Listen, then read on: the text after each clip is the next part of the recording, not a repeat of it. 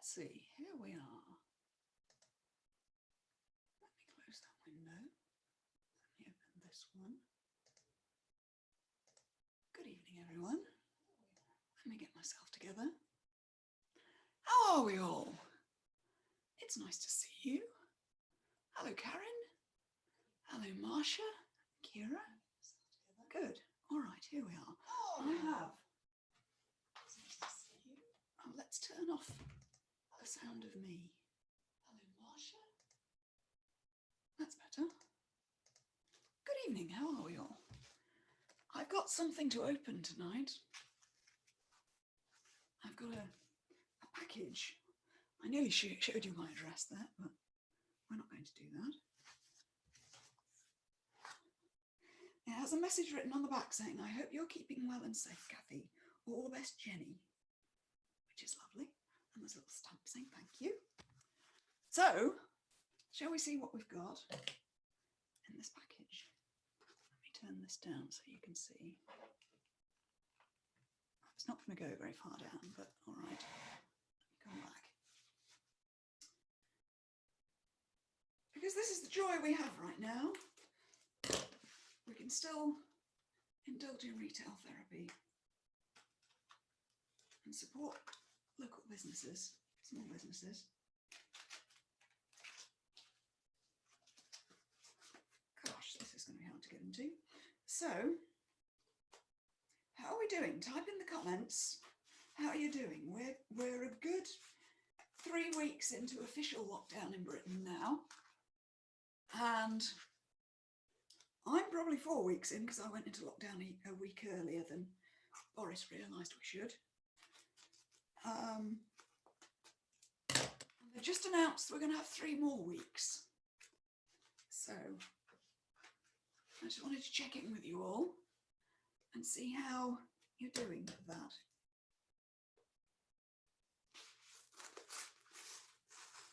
I thought this would be an exciting thing to do on camera, but it's going to take a few minutes. So as you saw you might have seen in my email or on Instagram, I wanted to talk this week about how we define this time. Yeah, I think some of us are doing remarkably well because we're introverts. I can identify with that. But I know there are some people, particularly extroverts in my life, who are struggling a little bit. And it's not an easy time, especially if you're not living in a large place and you're there with family, or you're looking after someone vulnerable who's in one of the vulnerable groups, or you may be one of those people who's in a vulnerable group. It's not an easy time.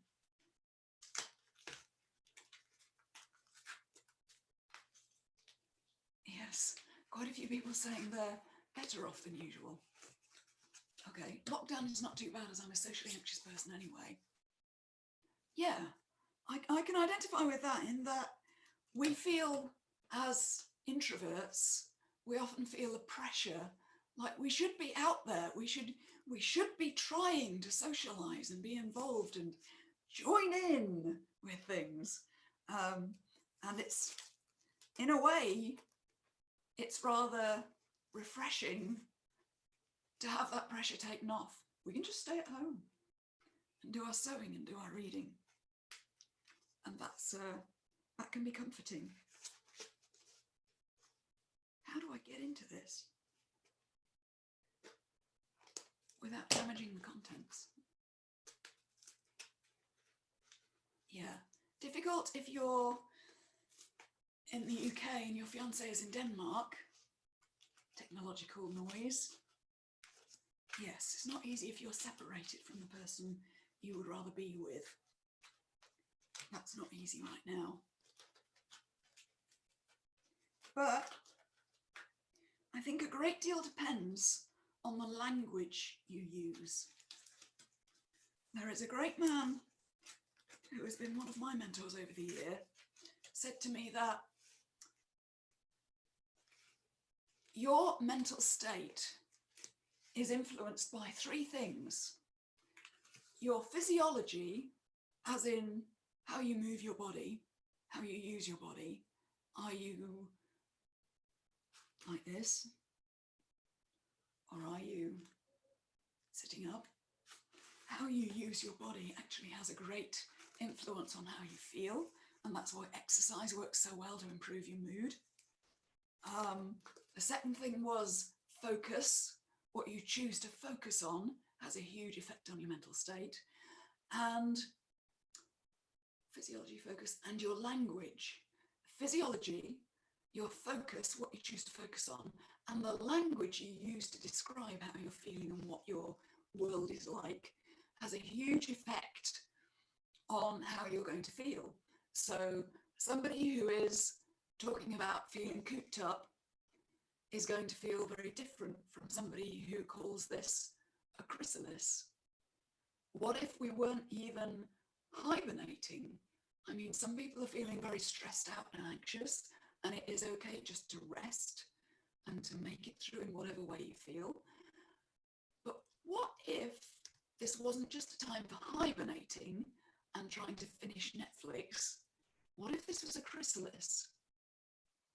What if this was a place in which you're going inward in order to become someone new? Who are you going to become? Because the world is going to change. The world is going to be different when we come out of this. So I've opened my package.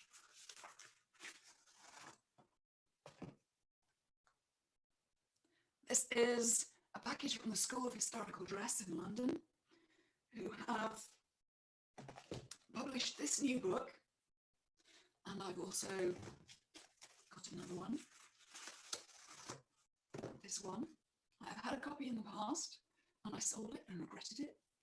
I was going to move, that's a whole other story. I was going to move a long time ago, move out of my home and start living in Airbnbs and traveling a lot.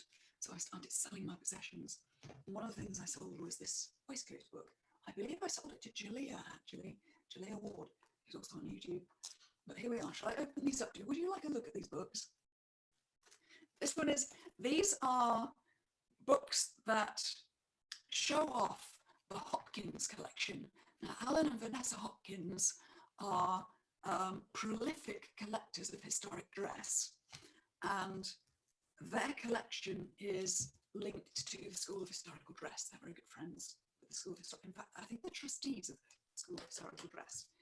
And so they are in the process of publishing books with the school that document their collection. So the school also published the Patterns of Fashion books by Janet Arnold, and the continuing series, as is continued by Jenny and Luca and Claire and Melanie and the team. And Bernadette has a handle on these books too. But these books are beautiful colour books showing off the Hopkins collection. And these are available. Don't start looking, I'm going to show you these books now. Don't start looking on Amazon for them, because they're only for sale at the School of Historical Dress website. So you can Google that. Because when you buy books on Amazon, they're very cheap, which means an awful lot of money is not going to the author. So they only sell them through their own website so that the school gets the maximum amount of money to be able to continue its work. So would you like a look inside? So which shall I go with first? I've got headwear and I've got waistcoats. I just realised I've got to wait a minute before I see the answer to that question, because there's about a minute delay as we... Okay, the Janet Arnold book 5, Patterns of Fashion 5 is already out. That you can get from the school now. It's the schoolofhistoricaldress.org.uk, I believe.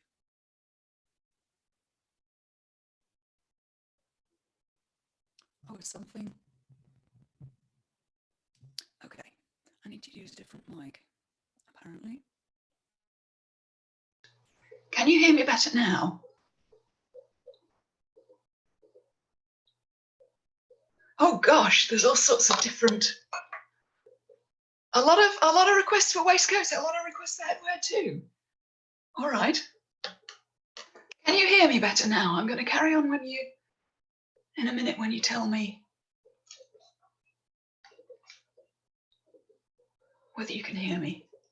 Can you hear much clearer now? Good, okay. So, a lot of requests for the waistcoats, so let's go with the waistcoats. So yes, as I say, this is the collection of Alan and Vanessa Hopkins, and the wonderful thing about this is that they are historic dress enthusiasts. So you get a lot of detail in their books. It's not just one picture. You get a picture of the waistcoat, a detail picture. Often you get a picture of somebody in a portrait, so they'll put it in context for you. Beautiful stuff. So they really try to do a good job of demonstrating the clothes as they were, with the details, with a picture of them in context. So waistcoats were quite wonderfully complex and fascinating in the 1830s. We've got these check patterns. I should have Zach on to talk about these, shouldn't I? Where can we get patterns of fashion too? The older patterns of fashion books used to be published by a company called Macmillan, and right now the school is negotiating to get the rights back so that they can publish the older patterns of fashion book themselves. So currently the books are out of print as they transfer back to the school. So they are going to come back into print soon. So just hold your horses and you will be able to get hold of them soon. And the profits will go to the school and help them do more of their work. So the difference between a waistcoat and a vest. A vest, I understand, is the American term for a waistcoat. So I don't know whether there's a specific meaning of waistcoat in American English, but in British English, a vest is a tank top. So I don't know whether it's a term that Americans use for older fashioned waistcoats or something. I don't know. But officially an American would call this vest. Let me show you a couple more. I'm trying to find a lady's. Oh, I've got some lovely embroidered ones here. I'm going to turn this way because that means the lights on it. So here is, let me turn the light on. There, that's better. So you've got the waistcoat and the detail, and they found an embroidery pattern. Is it the embroidery pattern of the? It's close to it. You see how they do the context and the detail, and for people who are into historic dress and the construction, not just one picture of each thing, this is for you. And with each thing, they've tried to find an image of a person wearing that type of garment. So you've got the context and the detail as well as the picture. It's lovely. Let me see if I can find something with a lady's waistcoat. I know there are some in here. Oh, here we are. Here we are. There's the ladies' waistcoats.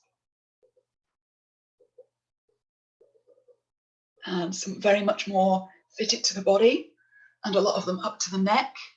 There's one with sleeves here. I haven't seen one like that before. Look at this lovely watered silk, and there's a detail of the button. That old microphone is in the way.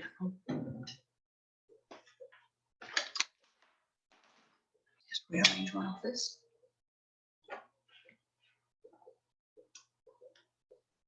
And now I've got to try not and get the a shine on it. You can see the style. And there are close-ups of the buttons too, at the bottom here. You can't see it very easily on my screen, I'm afraid. Oh, that's a lovely one. Look, look.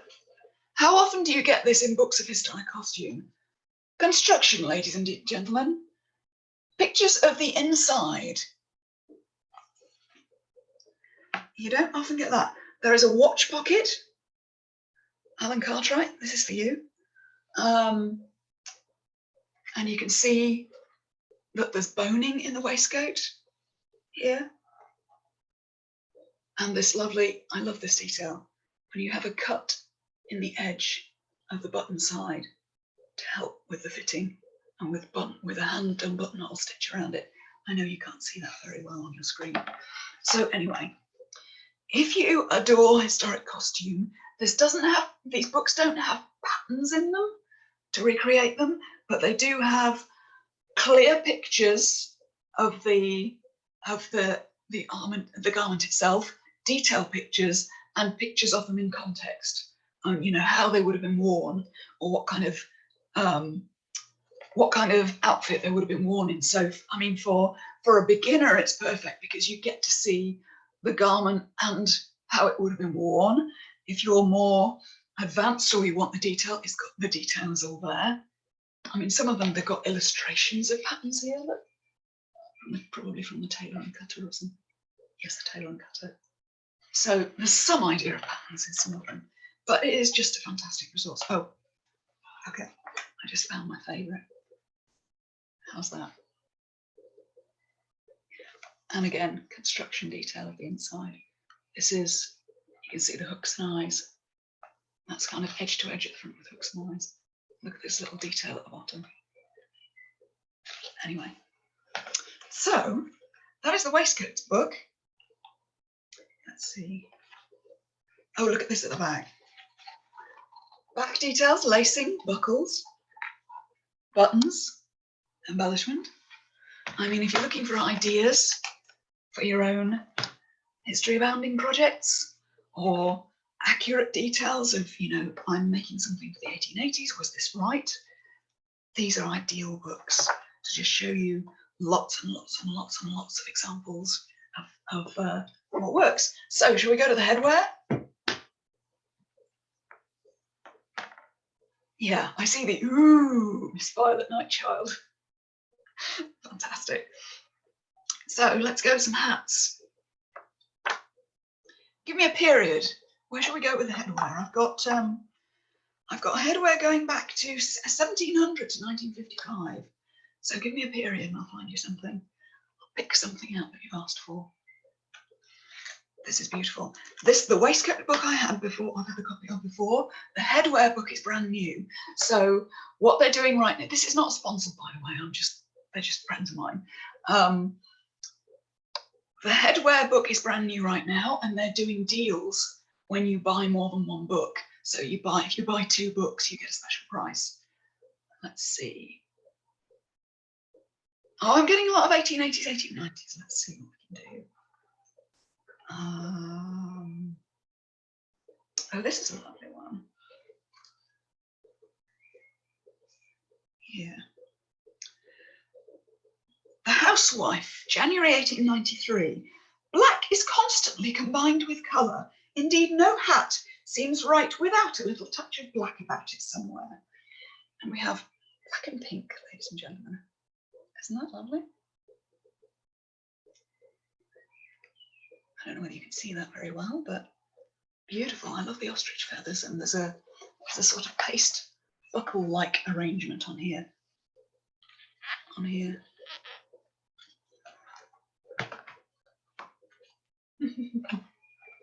I see you, TJ. Let's see, what else? Somebody else said 1900. 1903 to 1910. 1907 to 1912. Oh my, court dress. Let's see. Oh, beautiful frillies here. Excellent. Same idea again. You see, you've got pictures of the hat itself, pictures of details, and then photographs showing this kind of hat in context. So you can see how it works in real time, what something would have been worn with. That's what I love about these books. That's what makes these books unique. They've absolutely gone through meticulously looking for very similar photographs or pictures of the garment in context. And look at this one. This is 1915 to 1920, the hat with these 3 bands. Can you see the 3 bands around it? And they've actually found a drawing from a magazine with the 3 bands of a hat that's almost identical. It's just incredible, the level of research in these books. So, somebody said 30s and 40s. Let's go to Oh, there's some fabulous 30s and 40s hats. Look at these. Crimson felt, ladies and gentlemen, with the three seams down it there, and some lovely asymmetry going on over here. And again, pictures in context. So highly, highly recommend these books. I think they're about 25 or 30 pounds each. You have to look on the school website. But there is a headwear, the waistcoats, and there's also a book on footwear as well. There's also a book on shoes. So that is, you know, that's the set of 3. If you'd like to see the footwear, I can go and get it. But yes, hello. So here we are. So, are we cooped up or are we in a chrysalis? What do you think? How do you define this time? The hats, are the hats still here today and are they accessible in museums? They're all of the items in these books are part of the Hopkins collection, which is not on show to the public, but it is connected to the School of Historical Dress. So when they go, when you go on courses at the school, you often get to see items from the Hopkins collection, but they're not on view in a museum anywhere particularly. Okay. Footwear would be spectacular. Let me go and get the footwear book. Talk amongst yourselves for 2 minutes.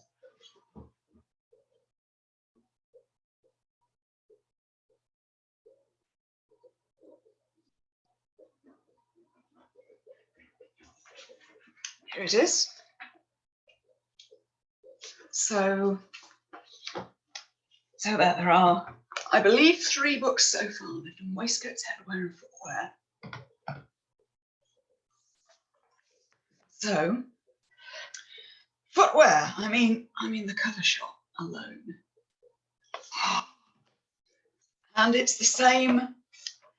It's the same principle again. They're showing the shoes, they're showing the details, and they're showing them in context. I mean, to die for. Look at that. You see the detail there, and again, they've got pictures of people wearing shoes that are very similar.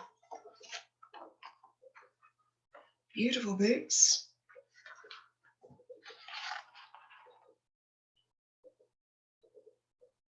I just did, this is reminding me, I may have accidentally put a large order in at American Duchess because they have a sale on. I've bought the Colette boots, which are the ones with the straps across, and the other Victorian boots that are for theatre. I've forgotten the name of them. They looked very practical. We have 1820s shoes here. Again, you see how they've got not just a picture of the shoes, but the sole of the shoes, the side of the shoes, the buckle on the shoes, and a picture of a fashion plate section showing somebody wearing the shoes like that in the period. So these are just the best in the business for showing historic dress as it could be. Here, these are beautiful. These are white, so they make it show up better. Beautiful boots. And some details. And again, somebody wearing them. I love American Duchess, but I can't torment my feet with heels. Sneaky cheeky. The thing I found with American Duchess shoes, that may be true, maybe for you, you just don't do heels. I have found with American Duchess shoes, there's something specific that's different about them. They're extremely well designed. So the heels on most shoes with heels are kind of slightly in the wrong place. So that's what makes your feet ache and what makes your ankle ache. The thing about American Duchess shoes is many of them have those French heels, which kind of curve in and outwards, which means that the sort of center of gravity is in the middle of your heel, so they're better balanced. So I find, even though I wouldn't have thought of myself who could wear a pair of heels all day, those Londoners that they do, I live in those shoes. They are surprisingly comfortable. So if you should have a chance to try on a pair of American Duchess shoes, do it, because they're not like mom shoes. The heels are surprisingly comfortable. So whether if you're in the UK and you go to a market like Torm, you'll find Julia Ward is there with her Rags and Jags, and she stocks American Duchess shoes. So if you have the opportunity to try them on, do. Right. So here we are. Let's see. Let's have a look at your comments.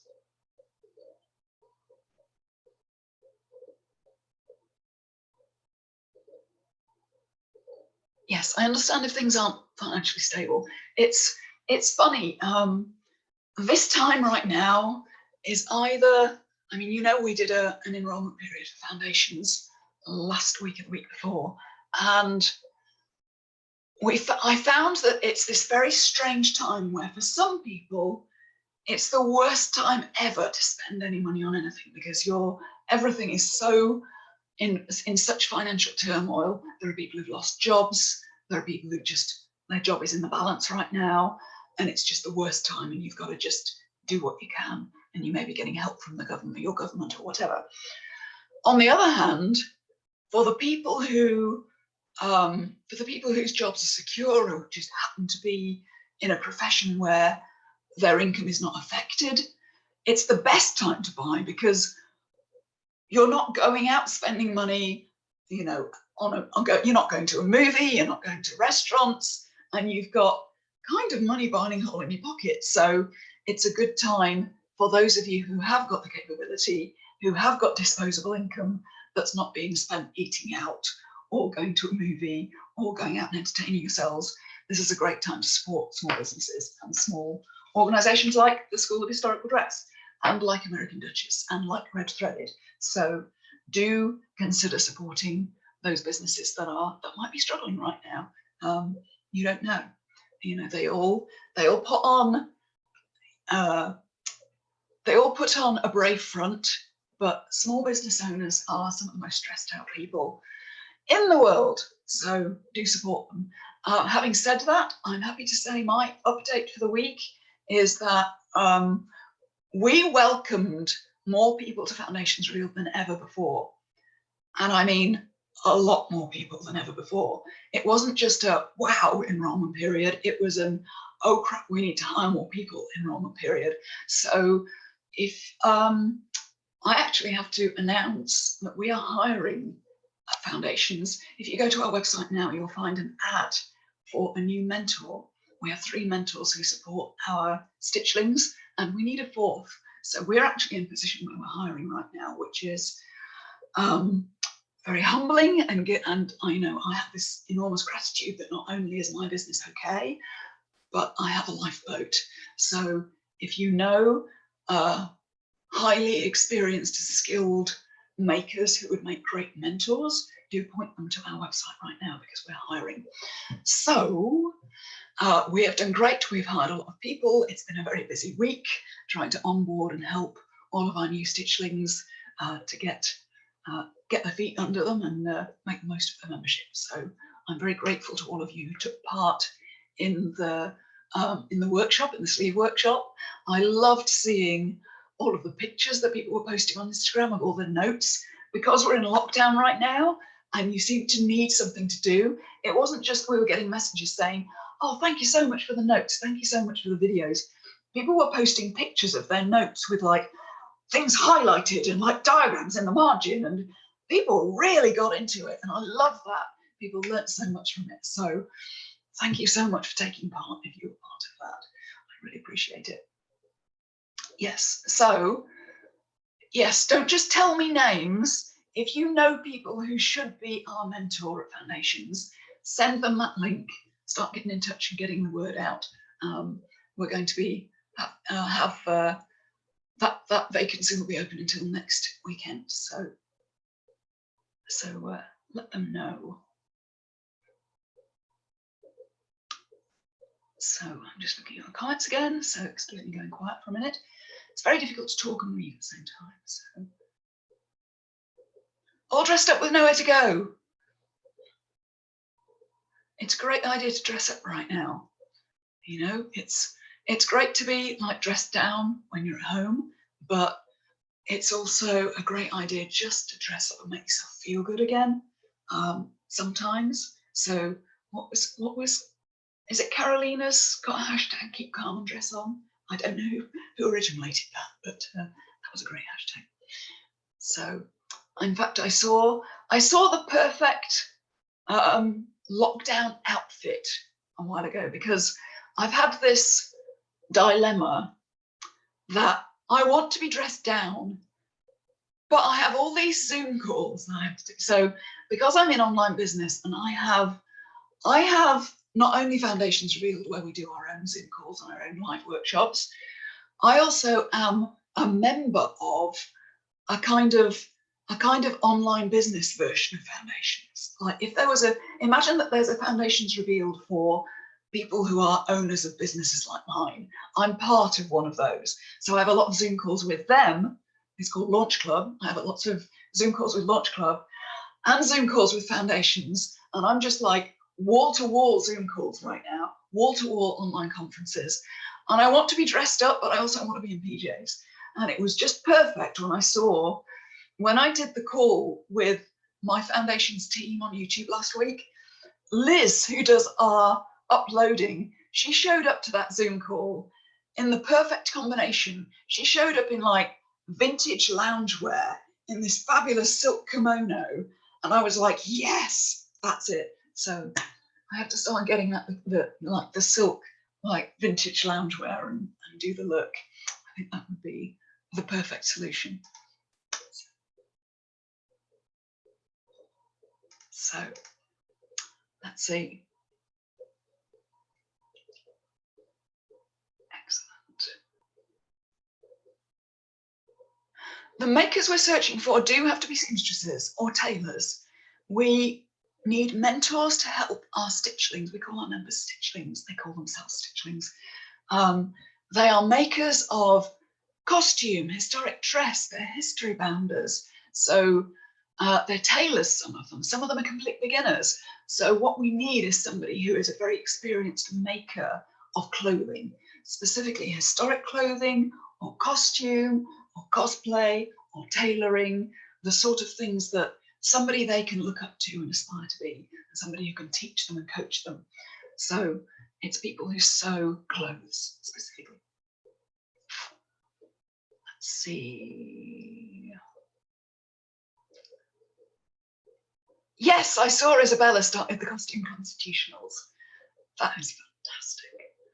And that is just like Isabella and Lucas.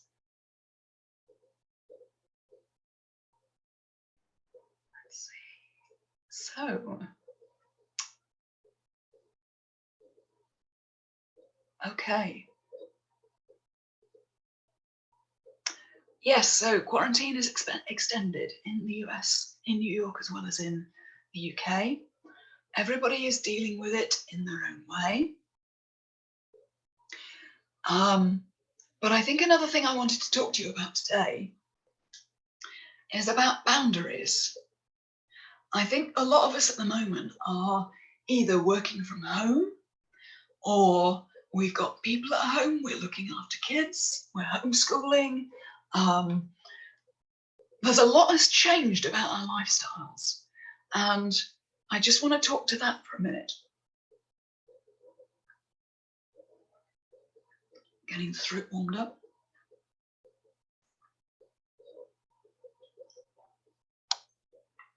So I want to talk about boundaries. Now, I think you already know that you ought to set boundaries in your life, that you ought to have times for yourself and times for other people. You can't give from an empty cup.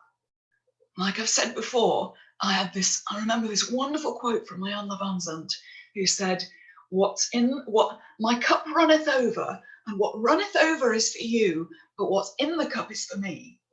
So we have to conserve our energy and make sure we set boundaries so that we don't burn ourselves out giving to other people or working or just being there for other people. There's a lot of people right now, we all need support, we all need comfort, we all need somebody to be our anchor in the store. But you can't be an anchor for other people all the time. You need to set boundaries and be there for yourself. You have to be strong in yourself and keep your equilibrium, keep your anchor firm. So you need to be finding ways to ground yourself. And I don't just mean Netflix. I mean finding ways to come inward and to realize and recognize and remember that outside of this situation, everything is actually fine. In an ultimate long-term sort of cosmic meta sense, it's going to be fine. We're going to come out the other side of this.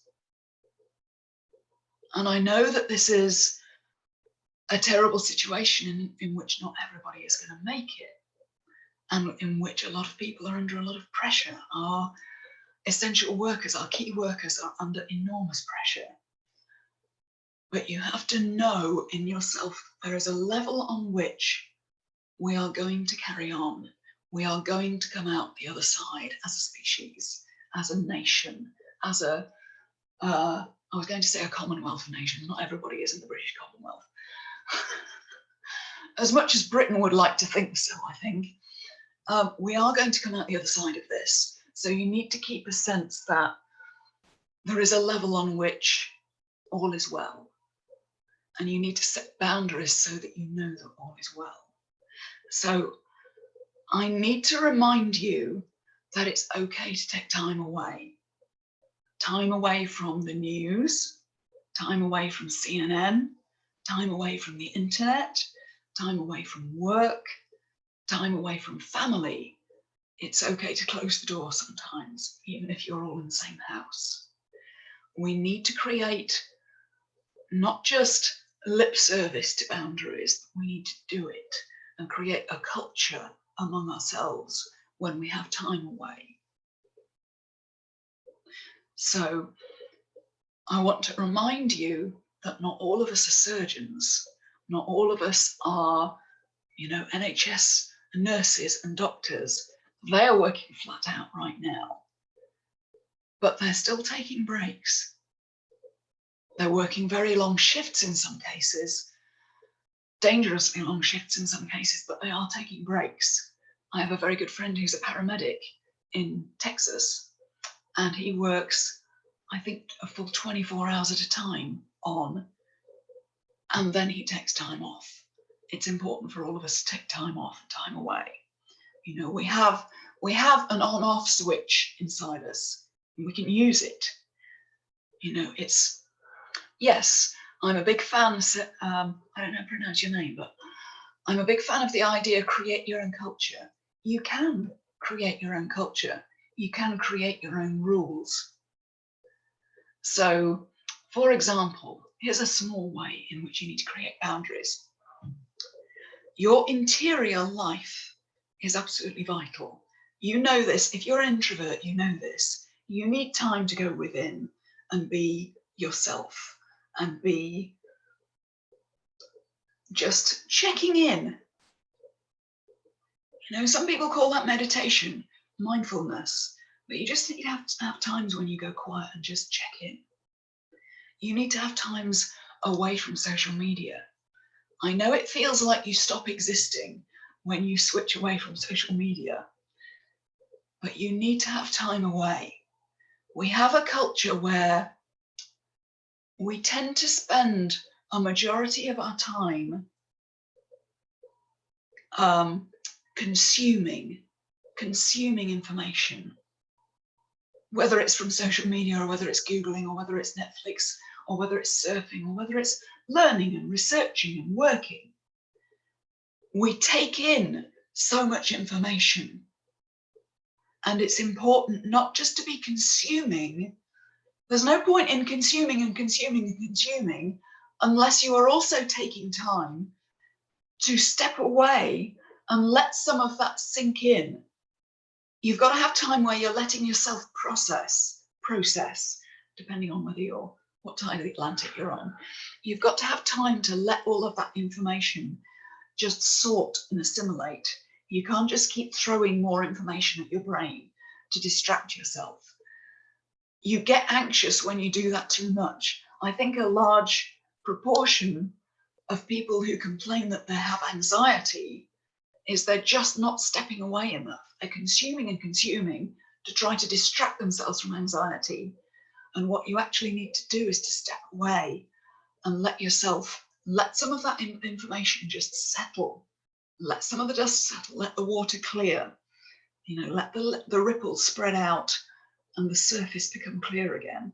You need to have time to let things sink in and process and not just keep throwing more information at yourself.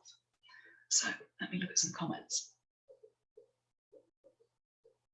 Yes, Guinevere says, my partner and I were talking about this last night and thankful that our home lends to areas where we can have alone time from each other. Yeah, I mean, it's important, as some people say, TikTok's good for the laughs. Humor is really important right now. Lean into comedy. To be able to have a good laugh right now is really good for just getting rid of some of the stress and the tension. But at the same time, it's good to have time to step away. So think of it as give your life texture right now. Don't just distract and distract and distract, because that is going to add to the anxiety. Let yourself have time away. Yes, anxious introvert here, says Lemon Lime. I have a strict news/social media usage policy right now, maximum twice a day. Otherwise, I get anxiety attacks. That is a great point. You cannot be constantly consuming the news. This is really important. Now, pay attention to this. There is a difference between being informed and being inundated. And I'm not the first person to say that. I'm borrowing somebody else's quote. There is a difference between being informed and being inundated. So what I do is each morning I make my breakfast. I make very sure to only switch my phone on an hour after I get up. It's really important to have the first hour and the last hour of the day without devices. Have the screens off. That will help your mental health so much, to have an hour of your own at the beginning of the day and an hour of your own at the end of the day. And what will help even more is if you switch your phone off at night and have it in a separate room. Don't be having your phone next to your bed, next to your brain. That's not good for your brain. So phone off in a different room and see if you can work on having a full hour, build up to it if you need to, a full hour without your phone, without devices when you get up, and it will calm you so much to have that quiet time. And then at bedtime, switch everything off an hour before you go to bed, because that will not only help with the light being in your eyes and keeping your brain awake, but it will just help you calm. Okay, so get an old-fashioned alarm clock. Don't use your phone as your alarm. And yes, very important, sleep hygiene. Exactly, sleep hygiene, very important. So let's see. Yeah, Michelle, that's an interesting one, Michelle. For me, there's a delicate balance for this. COVID-19 is something I want to study and understand as a biology student, but the impact has me a little on edge.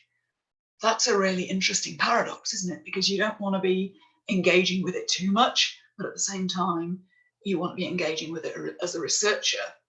So I wonder whether you can have times when you're at work working on it.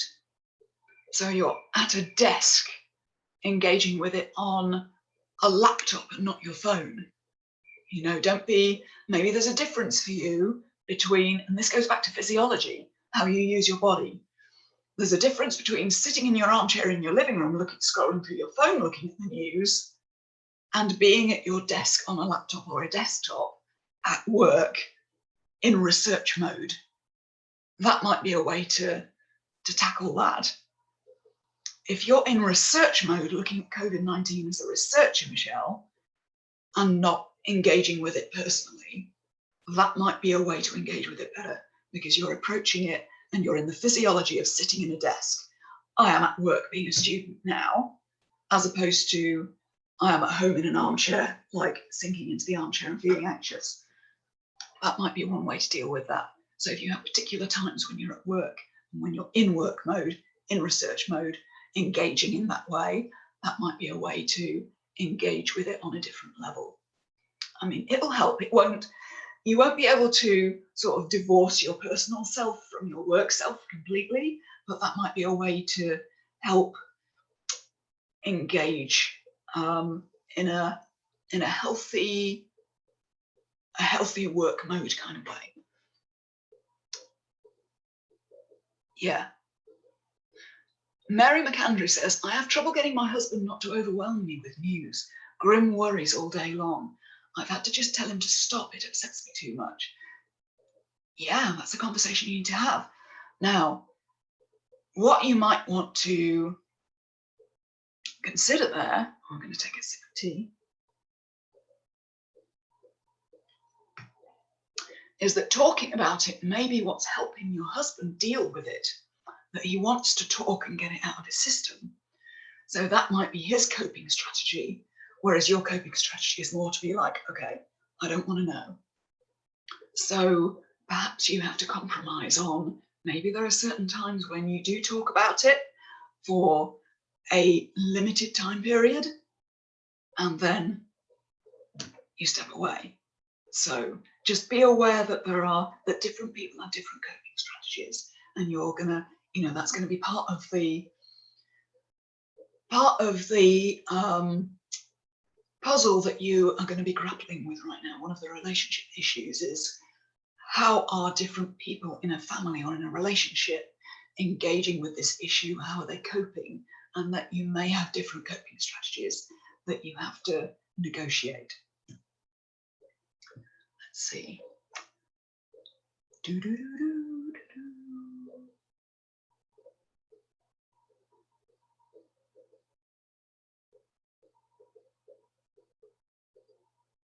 Yeah. For me, says echoes. I often read ebooks on my phone, and I read to get to sleep at night, but I make an effort not to look at anything stressful after dinner time. That's one way to do it. I'd recommend a real book, as in a book that is on paper, or a sort of e-reader where they do this sort of what is that kind of ink-like screen, so you've not got a bright screen looking at you, because it's not only the content you're looking at on your phone, but it's the quality of light coming from your phone that keeps your brain whizzing, and that's one of the things that keeps you awake and makes it difficult to sleep. So you can get apps that do the night light and pull out some of the blue light and make it warmer light, which helps. But what helps even more is if you have that screen off and out before bed.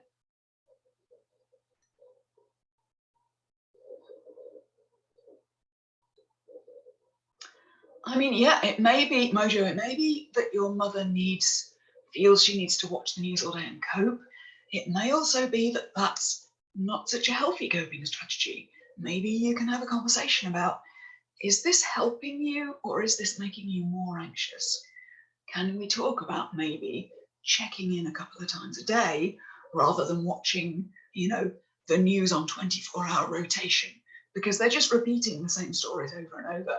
Can you step away? You're allowed to not only lead yourself on this and create a culture for yourself. What if you could help create a culture for the people around you as well? What if you could be a leader on this? And this is something else I wanted to get into, is right now we're in something that one of my coaches calls liminal space. We're in a space in between. The world is not going to be the same when we come out of this. Things are going to change, because this is a whole new, the rules of the game have changed. The rules of our everyday lives have changed. So we're going to be changed by this. And we get to decide now how we're going to come out of this the other side. You know, if the world is going to be changed, what if we could participate in creating that new world? What kind of new world do you want to create? It's interesting to think about. There's many people saying, I'm really feeling that I'm learning from this to either go inward or to appreciate home. I've just noticed JT is here. My dear friend JT is here. Hello, JT. I've been noticing that there are people who want to, they're really feeling like this is teaching them something. They're learning about how important home is. They're learning about how important it is not to be rushing around. So just think about what you would like to learn from this. What would you like to take away? If you want to learn to meditate more, now would be a great time to start that practice. Now would be a great time for that. I found myself worrying the other night because we've responded to this situation, first of all, by doing this big enrollment period, doing the workshop. I was working flat out harder than ever. I had no feeling of, we're on lockdown, what are we going to do with ourselves? I haven't touched Netflix. I haven't had the time. And I found myself worrying that what if I don't get to have that time when I go inward and get all quiet and have this quiet lockdown time when I realize what life is really about. And all I had to do was to sit with my journal the other night and think, what do I want to learn from this? What do I want to take away? And I started to realize that I really was already learning things from this. I travel a lot. And I was supposed to be in New York right now with Bernadette. And I was going to go from New York for 3 days to Orlando to meet Launch Club, my entrepreneurs group, and to meet JT. And then I was going to come back to England for the ball in May, for the Prior Retire Ball in Bath, where a lot of costumers were going to be there. And then I was going to have to go straight back to San Diego at the beginning of May. And I got to be honest, I wasn't sure about that schedule. And I'm kind of, I'm missing Bernadette terribly. I'm missing getting to spend that time with her. I'm missing getting to spend time with JT and the Launch Club people. I'm missing getting to see all the cosplayers. And I was going to meet Carolina Zabrowska for the first time and a bunch of other people at the May Ball. But at the same time, there's been a guilty pleasure in it getting to cancel all of that and just calm down and be at home. There's a side of that that's been really useful to me. And I'm learning from this. I decided what I wanted to learn from this is the value of home. The value of just realizing that a lot of life happens at home. You know, we get a lot of FOMO looking at social media and thinking about all the places we could be and all the things we could be doing.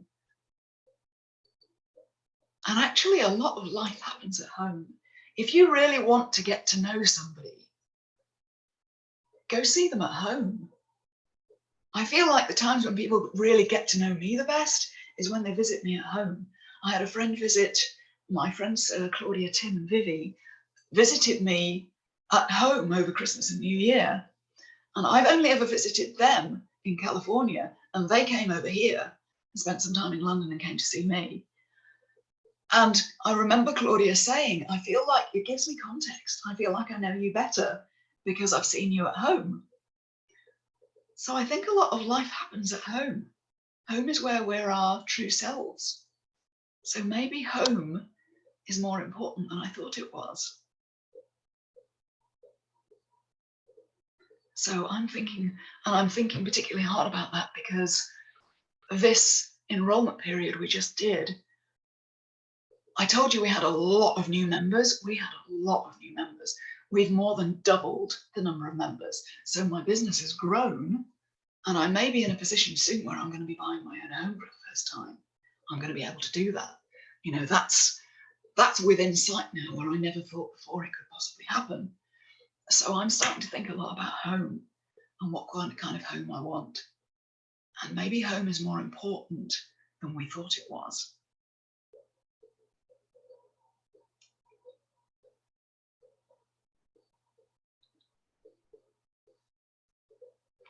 So reading your comments again, let me just take a little bit of tea. So do think about what you want this time to teach you. Make sure you get use out of it. Make sure you get the lesson. Whatever that lesson is for you, decide what the lesson is going to be. So, and realize that you have a part in participating in creating a new world. What kind of world would you like to create coming out the other side of this? You know, our mentor, JT, and I have a mentor called Dr. Julie, and she's been talking about this time, as I say, as a liminal space. It's kind of a limbo time in between. The old world has gone, and the new world hasn't begun yet. We're in a time in between where we get to decide what world we're going to create. What would you like your life to be on the other side of this? Maybe that's something to journal on.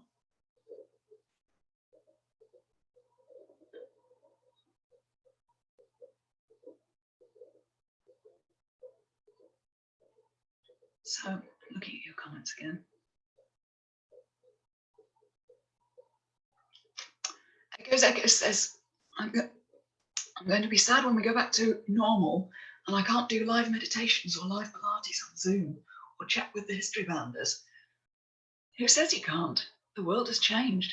I was reading a report this morning that said that there are many big corporate companies saying, this working from home thing is kind of working for us. We might do more of that now. I think there's going to be, one of the things that's going to change is there's going to be a lot more of using the internet to work from home and making it more of a part of our lives. I don't think everything is going to go back to normal. We can't go back to that world. We're creating a new world now. And you get to take part in creating that. Let's see.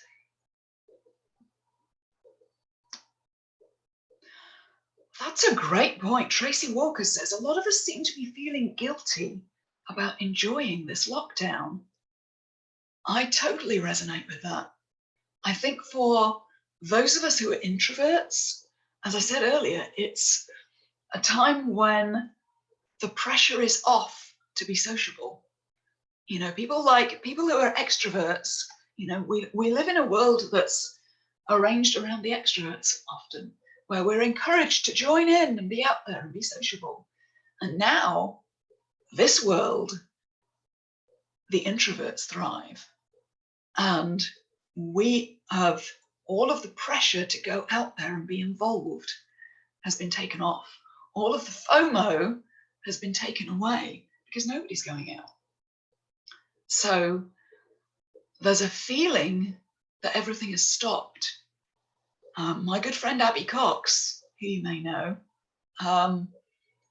sent me a YouTube video from a spiritual teacher who's been saying that the meaning of this time, her followers were asking her, what is the meaning of this? What is the sort of spiritual cosmic meaning of this time?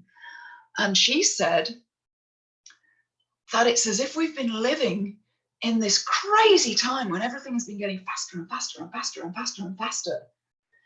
And we've been crying out for the world to stop. Have you ever had that feeling of stop the world, I want to get off? Well, now the emergency brake went on. It's as if we all pulled the emergency brake and now everything has stopped. So in a lot of ways, this is the emergency stop we were crying out for.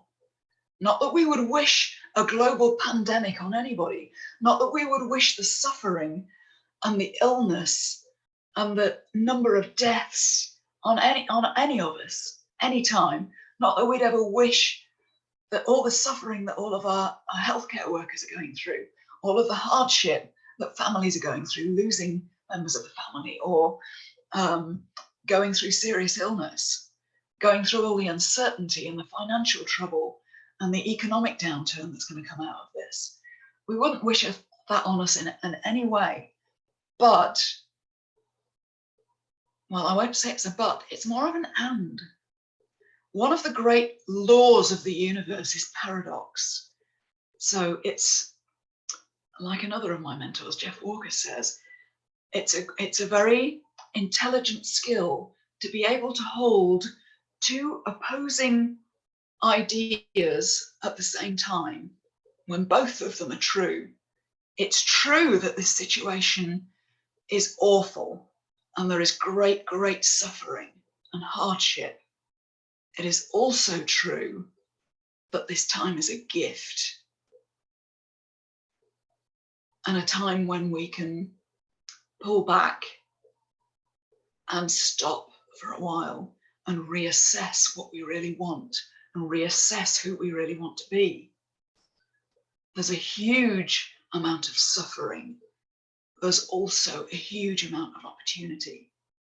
And if we can hold these two ideas simultaneously, that I think is the real, the way to approach this, that it isn't all suffering and it isn't all opportunity. It's both of those things, like a sort of a yin and yang of the situation.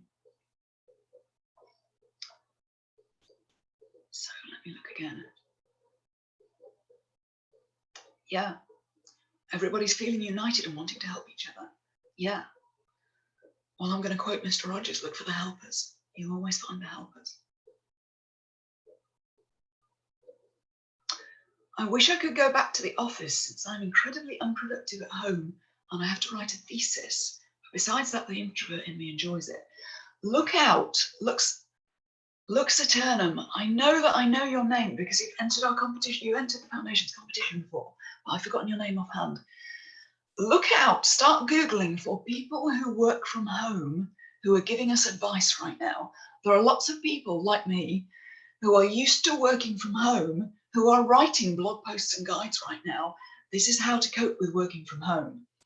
What you need is to set up a sort of working environment so you can have a feeling of going to work. So I have a special room in my house when I work. I have a study. I use this spare bedroom as exclusively as a study. I mean, it might be in your house that you haven't got the ability to do that. It may be a certain location within a room. But if you can have a dedicated corner of a room or a dedicated table that is workspace, you can use costume to do this. You can dress as if you were going to work and go to work and have a schedule as if you're at work. I get up and I do my exercise and my yoga and my meditation and all the rest of it. I do try to get to my desk at 9 o'clock in the morning. And sometimes it's 9:30 and sometimes it's 10 and sometimes it's 8. But I generally attempt to be at work on a work-like schedule. I have a lunch hour that it's a predictable time. I try to finish at 5 o'clock. That doesn't always happen. And, and there's a lot of Zoom going on in the evening. But to try to create a work culture within your home, so there is a demarcation between the two, that might help you to do both. To work in pajamas is a great idea on the surface, but it takes a bit of skill to be able to do that. To be in PJs and yet be in work mode, that's a balance. So, don't try to run before you can walk. Do the sort of work from home as if you were going to work. But you can Google and find lots of advice on that. Yeah, and on the other hand, as Leo says, it's challenging not to let work creep into home as well. So you need to make sure you have a time where you finish work. I said I start at 9, I finish at 5. And I actually have a log that I keep where I say finish work at 5, and I have to mark every day whether I actually did finish at 5. And it's actually amazing how much it helps you do something you're intending to do if you have to write down every day on a chart, on a table, whether you did actually do it, and give yourself a gold star if you did it. You know, just the act of doing that makes it more likely that you'll do it. So yeah, it's very important for me. And quite often, I will finish work at 5 or whenever it is, and I will go and change into PJs. I find for me, the costume change is a really good trigger for me. So I get into work clothes to come to work. At the end of work, particularly if it's been a stressful day, I'm like direct into the PJs. Do not pass go, do not collect £200, straight into the PJ. Monopoly reference. And that helps immediately, getting into the PJs immediately helps me click back into home mode. Does that make sense? So there are things you can do to be in work mode or in home mode. So, I mean, I even have, you can see here, I have a tea kettle right here, a jug of water. So I can make tea in my office and not have to be continually going back home to make tea, if you see what I mean. I do take breaks, I do try to leave my desk, but that can be helpful. Bullet journal, yes. I have a bullet journal. Yes, I find that very helpful. Yeah, so it's whatever works for you, but look out for advice for working from home.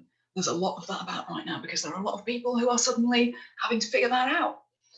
Let's see.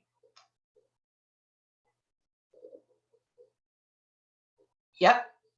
Yeah, we have a new, Kat says we have a new table set up in the corner for school space. No eating there, just school.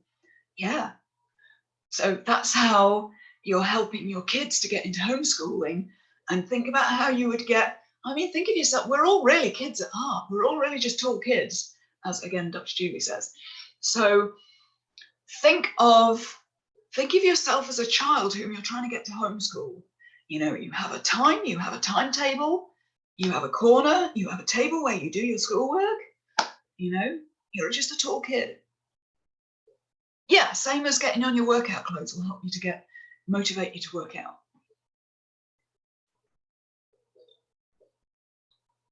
Let's see.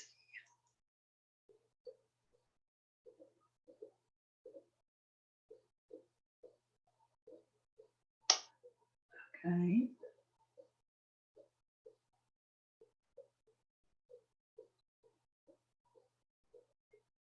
I hear you. Foxbane Designs, I hear you. It's okay to have one of those days. You know, a lot of us are like this right now. And you know, there's a lot of tension and a lot of anxiety that's built up. So it's okay to have a release of that. You can release it through laughter. You can also release it through crying. So don't be afraid to have a crying day. You know, you don't have to be perfectly productive and making use of this time all the time. It's okay to have a day when things aren't going so well. So just be gentle with yourself. You can have a mental health day, especially now. You know, I found it helpful to just have little treats. You know, when I buy groceries, I've been buying not necessarily desperately unhealthy things, but just things that I think of as treats. Like usually I try to cook for myself, but I have there's this one brand of fish pie that I really like. And I don't often have fish now. I'm trying to go more towards vegan. But this fish pie is something I think of as a treat, and it's a shove it in the oven thing. So I bought one of them for this weekend just because it feels like a treat and something I'm being nice to myself with. So look out for things you can do that are just little comforts. Let's see.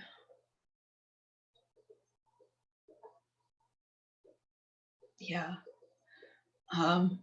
Emma Lott says, my 7-year-old wants my attention all the time. She's become clingy, so I feel your pain. Yeah. Now, I have to say, I don't have children, so I'm not qualified to talk about parenting, but it's not difficult to see how children right now are like, what's going on? Like, just don't get it at all. It's very unsettling for all of us. So You know, we all need an anchor.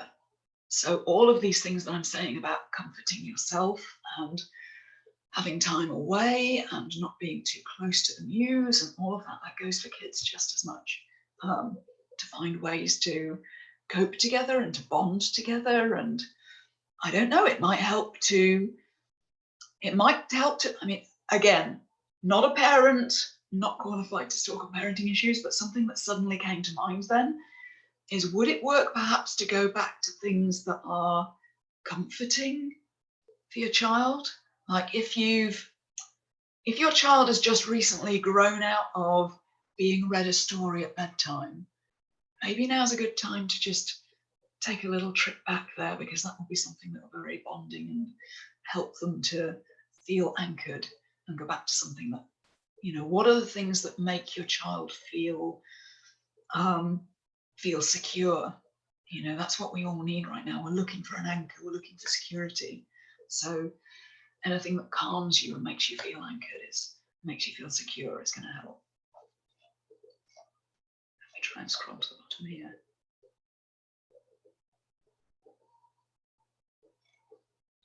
Frozen vegan hoisin duck, but I can't get it at the moment. Yeah, you have to do what you can, get what you can.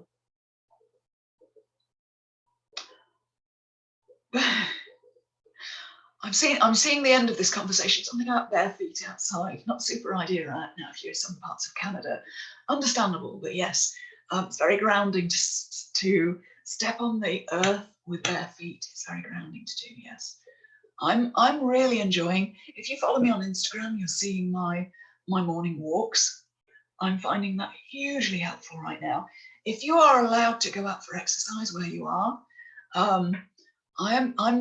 we're allowed to go out in the UK as long as it's not too far and as long as you're going out once a day for exercise only. So I have a place I can go. I live on the edge of town, so there's a place I can go that's like 4 minutes drive from my house, I can drive right to the edge of town.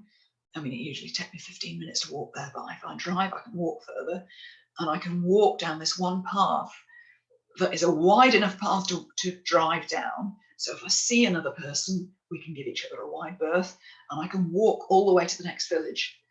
And it's just hugely, hugely grounding to get out in nature if you can, or get your feet on the bare earth, and just be aware that outside of our human drama that's going on right now, you know, that the world is going to go on, and, you know, the sun is still coming up in the morning, and, you know, the leaves are still coming out onto the trees, and the flowers are still coming out. So it's important to remember that the natural world out there is bigger than us, and it's fine, and it's going to carry on, and we're going to be okay. We're going to come out the other side of this.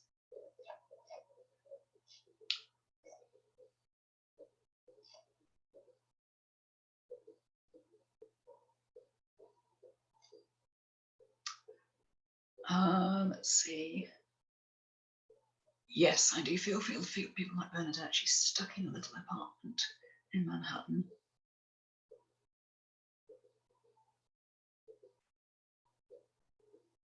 Yeah, good to get out in nature. So we've been on here for an hour and a quarter now.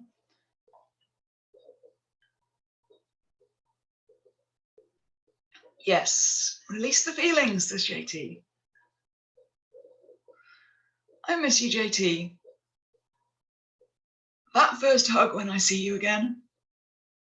I mean, the first hug when I saw you again last time I saw you was pretty epic. It was in the lobby of the hotel, and he like picked me up and swung me around.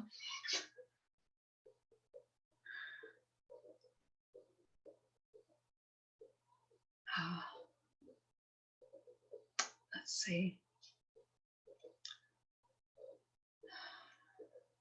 So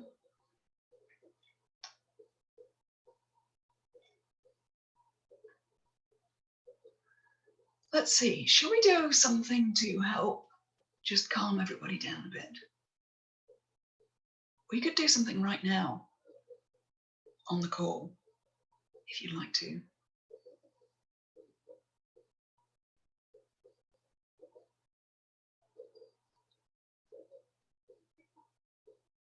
Hi, Marika. Good to see you. We could do something right here, right now to help just calm us all down a bit. Let's see.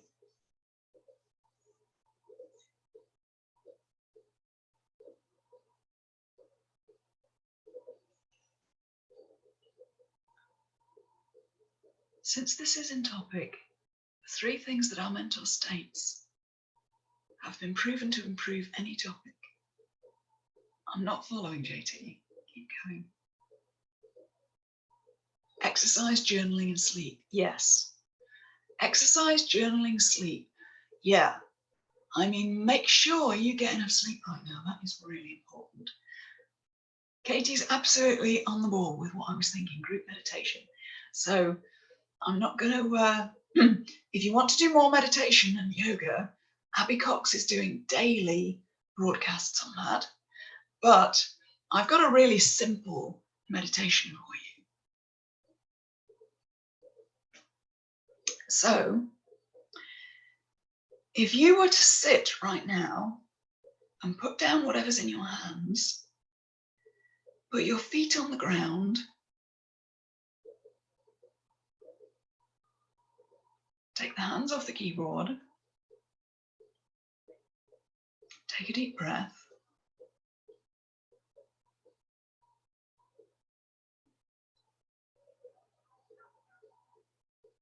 notice your breathing,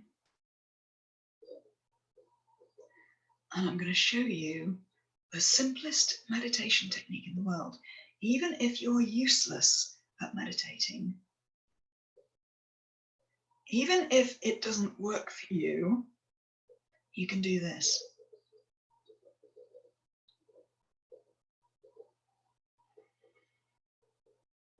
Breathe. Notice yourself breathing in and breathing out. And close your eyes. And breathe in.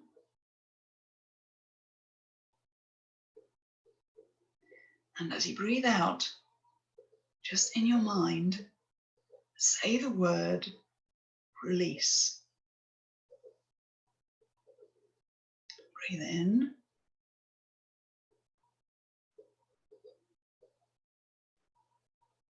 And as you breathe out, release.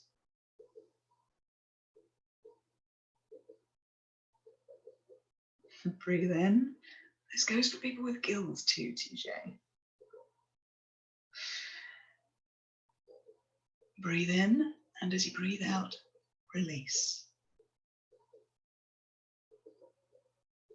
And let go of your shoulders. And let go of your hands.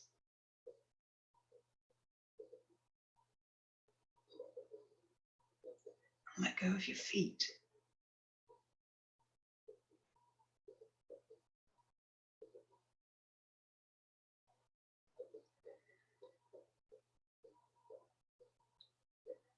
Release.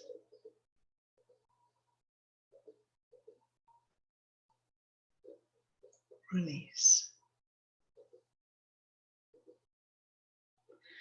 Now, if you find your mind wandering, here's where people get stressed out about meditation. If your mind wanders, that doesn't mean you've done it wrong. It doesn't mean you can't do it. When your mind wanders, at some point, you'll notice that your mind has wandered. And you come back. Just come back without judging yourself or beating yourself up. Just, oh, look at that. Come back. Release. Release. And you start to realize eventually that the point of doing this is not to empty your mind. The point isn't to have no thoughts, because that's what your brain does. You're going to have thoughts anyway. It's not about that. It's about the coming back. That moment when you notice that your mind has wandered and you come back, that's what it's about. The ability to notice that you've gone away and to be able to come back. That's the skill you're learning. The ability to notice that your mind has gone off in another direction and to bring it back to the present moment. Allow that to happen and come back. Allow yourself, if you wander, allow yourself to come back and realize how useful that skill is going to be. So that when your mind starts to run away with you in your daily life, when you start to get anxious, when it all gets too much for you, what meditation will do for you is that you will now know that skill. You will be able to notice, oh, my brain is doing that anxiety thing again. Come back.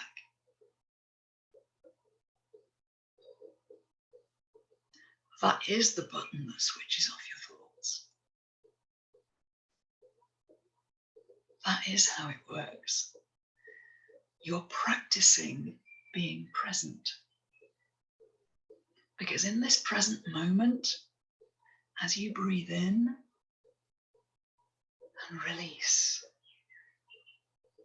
in this present moment, just notice nothing is actually wrong. Anything that you might worry about is something that might happen in the future or is going to happen in the future, or it might be something you're worrying about that you did in the past. But right now, just in this exact moment, everything's fine. Everything's just perfect right now. So what meditation is teaching you is not only to stop, sit down, and come into the present moment, but to notice when your thoughts wander and come back. To notice when your thoughts wander and come back. It's the noticing that's the point. It's the noticing and the coming back that's the point.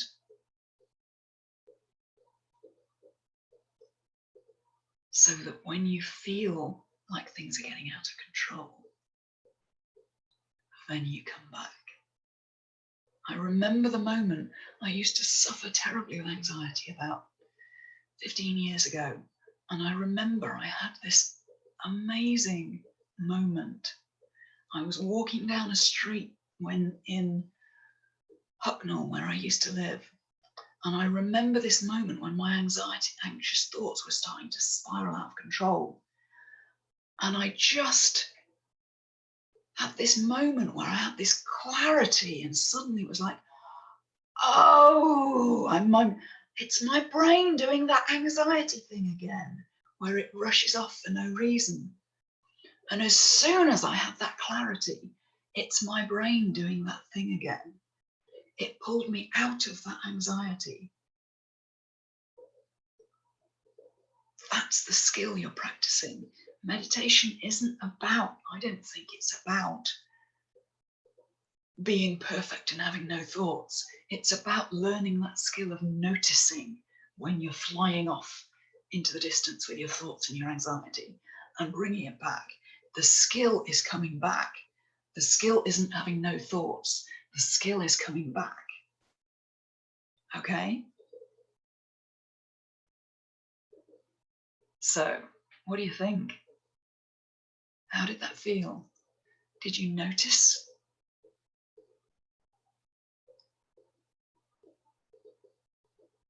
That's right. Catch the baby and say, no, baby, we're not going that way. Yeah. Meditation is wonderful. Exactly. Meditation is a practice, not a destination. I've never done this before. That's the first sort of kind of a guided meditation I've ever done. because I don't feel like I know this stuff any better than the next person. I've been trying and practicing for a while, and I've got some great I've got some great guided meditations I do, and then sometimes I just try to just sit for a while. And sometimes my easiest way to meditate is just open the window and I think that's actually more like what they call mindfulness, when you listen to the sounds around you and just start to notice that the world is doing fine out there. Whatever anxiety is like running around my head, the world outside my head is just fine, carrying on as before. So, okay, so you enjoyed that, that's good.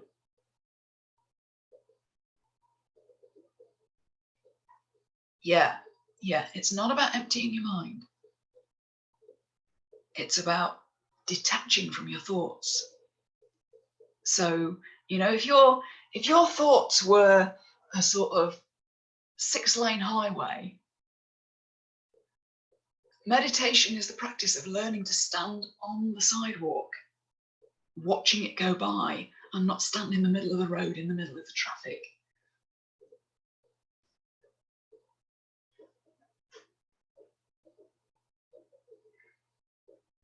Oh, wow.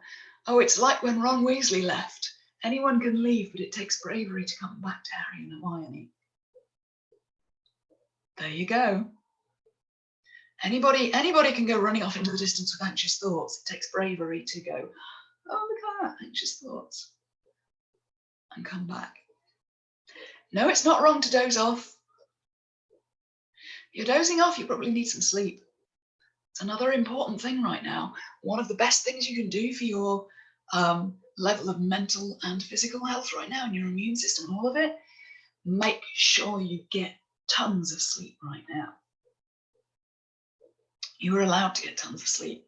You're allowed to work less than usual. Note to self, I should do that. Well, where are all the people in the cars going?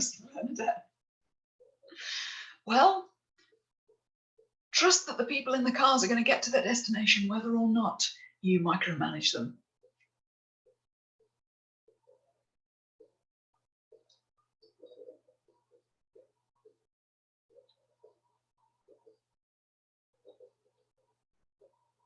Good. For a joyride, yes.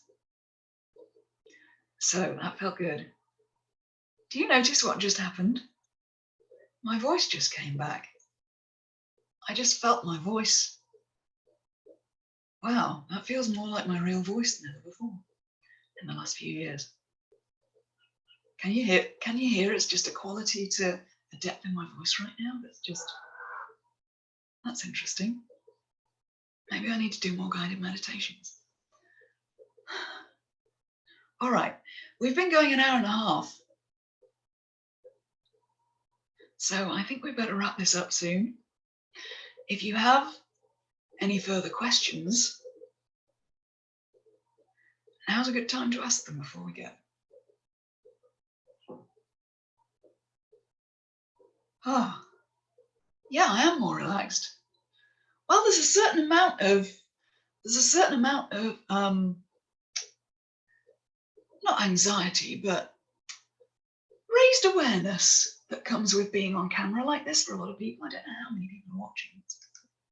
602. But yeah, it relaxed me as well doing that. So I think that's what I've needed. I've needed to learn within my own voice to calm down and relax.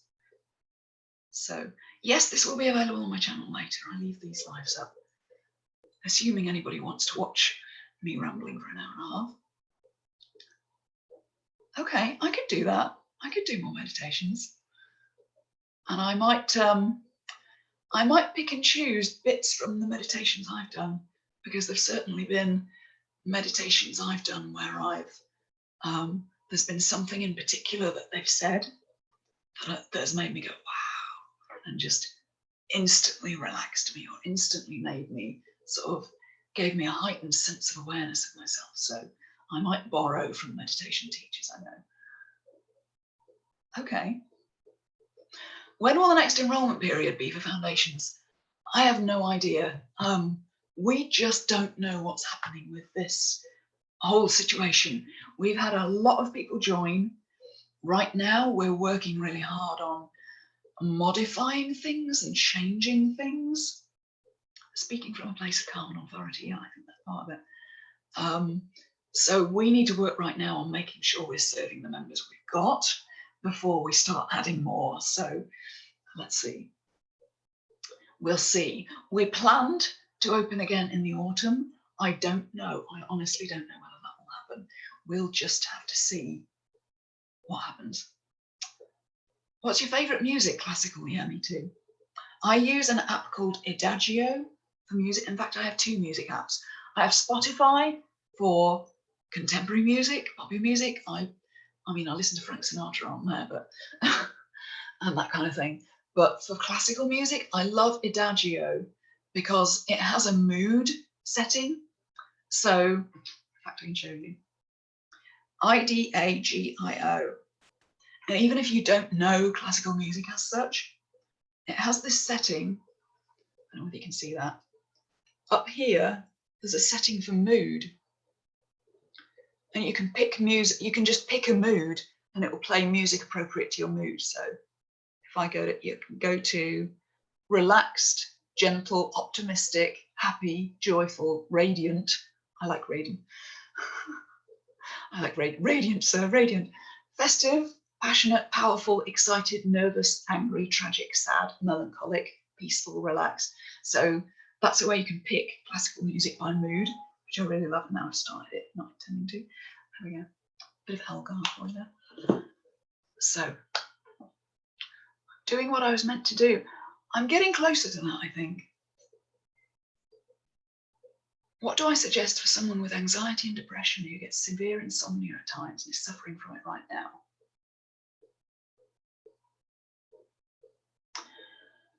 That's a great question, Elizabeth. I'm just having a think before I answer that. Someone with anxiety and depression who gets severe insomnia. First of all, look at the language you're using around that. Do you get severe insomnia?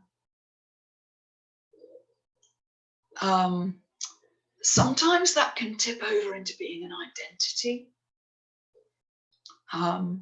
If you play it down in the way that you talk to yourself, that can be a good start, as in, sometimes I have trouble sleeping. Good sleep hygiene, get to bed early, be okay with not sleeping, use, nighttime teas, that kind of thing. Sometimes I've had that problem too. There have been times when I've been, I've had times where I just always woke up at 3 a.m. for no apparent reason. And I used to worry about it. And sometimes it gets worse just because you're getting stressed out about the fact that you can't sleep, when you're thinking too hard about the fact that you can't sleep. If you just do things that make you feel like you're relaxing, just chill out. Don't put pressure on yourself to be asleep. Just make it okay to be just resting. And resting can be drinking a cup of nighttime tea, a chamomile tea. I like, there's a substance called kava, which is a herbal remedy that I like to use. Not a doctor, not giving medical advice. That's called kava. You can't get it in the UK, but you can in the US. And I find that's fantastic for insomnia and is a sort of herbal solution. Mainly for insomnia, just be okay with resting and not sleeping. As long as you're resting, don't put pressure on yourself to sleep. Get to bed early. An hour, turn the devices off for an hour, have them in a different room. Good sleep hygiene, have the room be warm in bed, but have the room a little bit cool, have the window open, have fresh air. Just trying to think. And just be okay with resting, drinking chamomile tea, reading a book that's soothing.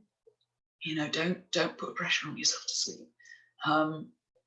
Similarly with anxiety, it's about taking away any taking away as many stressors as you can, noticing your thoughts. That meditation is very useful.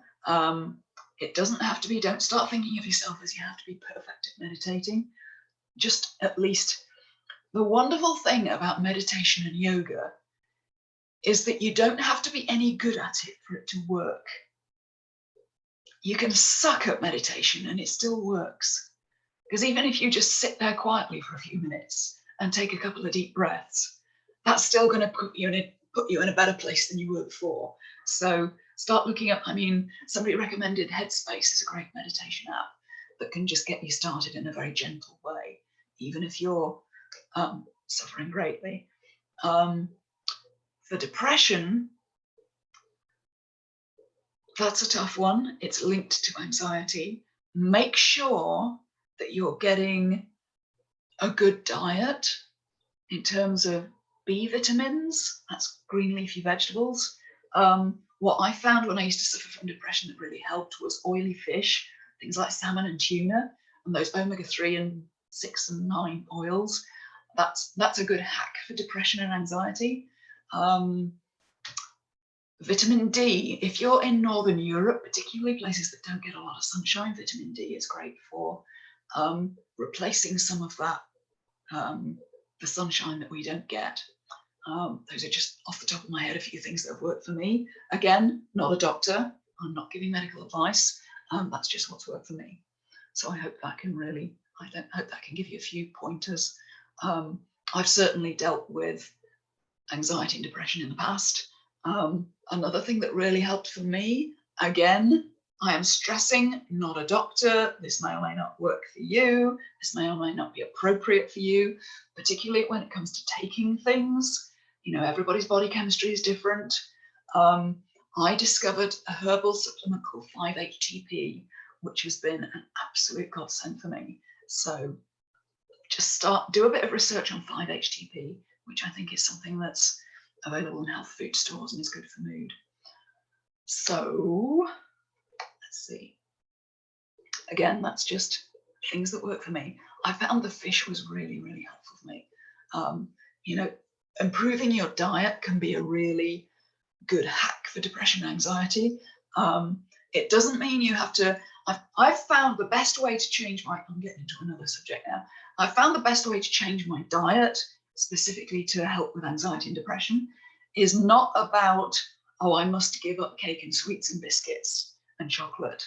That is very difficult for me to do. Add things in, don't take things out. Stop trying to deny yourself things and add things in. So when I say, you know, the green leafy veg and all the rest of it, don't think like, oh no, we're going to go into that speech about stopping eating cake. No, I still eat cake. I still have a chocolate problem, but add in the good stuff. Add in, you know, I have a juicer and I love it. Add in lots of vitamin C, you know, get some oranges down you right now, get some fruit down you, lots of fresh stuff. Add that in, you know, don't worry too much about taking out the bad stuff, but add in the good stuff. Yeah, Miss T says 5-HTP works for me. Let's see. Also, has the Peacock Dress project been affected by the pandemic? Yes, it has. I was supposed to be in New York right now with Bernadette. We were going to go and see the embroiderers. That's clearly not happening. It's also affected me in the sense that we did that big enrollment period, and lots and lots and lots of people joined, and I think the pandemic had something to do with that because people were looking for something else to focus on. And so, yes, it has affected it in the sense that one of my next, we've had a lot of members join, so we've had to do a lot of changes, like we're starting a beginners class tonight for our beginner members. I've now got to hire a new mentor, so there are lots of things to do around foundations. So I have all the footage for part 2 of the videos about the peacock dress. I haven't been able to touch that in the last few weeks, or touch the dress itself. So yeah, it has put me back a bit. So doing my best, one thing at a time. I'm focused right now on serving my stitchlings, and being there for the people who've just signed up and the people who've been with foundations for a long time. They're paying for a service and I want to provide them with the best best service I can. Yes, stop touching my face. I'm terrible at that. I do wash my hands regularly, and I do live alone, so you know I'm fairly safe within my own house. I'm going out for groceries just under once a week, so you know, I might go out for walks. When I go out for those walks, notice that I'm doing it at the arse crack of dawn in the morning. So I was out the other day. I took my first photo at 5:37. So I'm making sure I get up very early so I don't see other humans.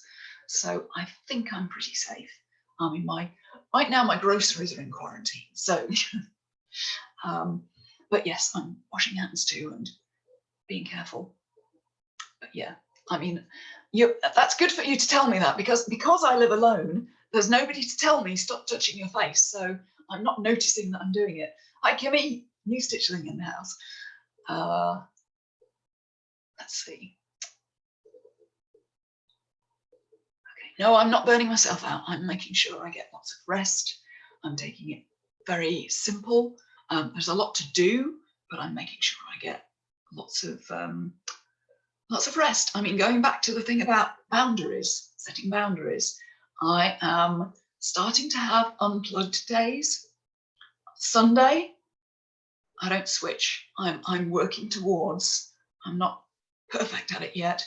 I'm working towards not turning my phone on Sundays, which is tough because somebody might need to get hold of me. But I'm speaking to my family tomorrow, and people know now that I'm not going to be available on Sundays. So I'm getting better at that, and that's becoming a rule for me. No phones on Sundays. So yes, I'm trying to make sure I set good boundaries, and that's important for you too. So, what am I sewing right now? I'm doing a lot of mending right now. Drink lots of water, that's good advice. Right, it is 7:45 here in England, so I am going to wrap this up soon. Just like fair warning, we're wrapping this up. Nice choker, yes. A friend of mine gave it to me. You know who?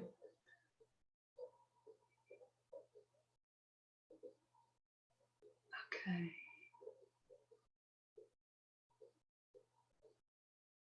Yes, they decided to, the members at Foundations called themselves Stitchlings. They decided on that name. We decided we needed a name for them.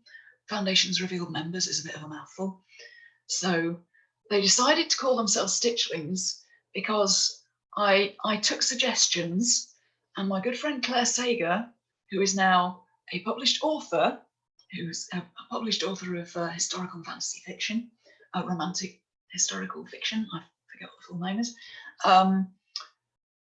she came up with Stitchling because it refers back to the Inklings, who were a group of writers who used to meet at the Eagle and Child pub in Oxford, and that is C.S. Lewis, J.R.R. Tolkien, and I forget who the other guy was, but there were a group of writers who used to meet at this particular pub in Oxford.